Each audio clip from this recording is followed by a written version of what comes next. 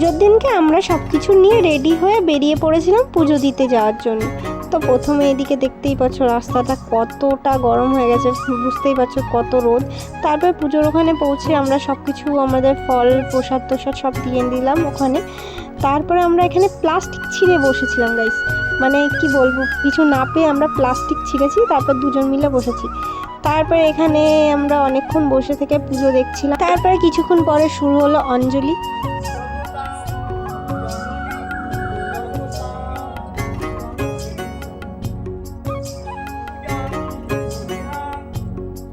হরিণট হচ্ছিল ওখানে। তারপরে আমরা বাতাসা পেয়ে দেখো মিষ্টি পেয়েছি।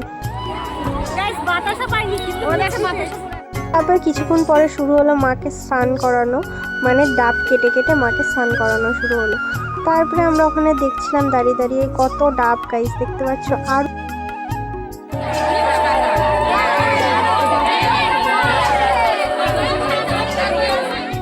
আমার বান্ধবী চরণামৃত এনে আমাকে খাইয়ে দিচ্ছিল। আর এই ব্যক্তি ঘটিতে 5 বার চরণামৃত নিয়ে আসছে এরা।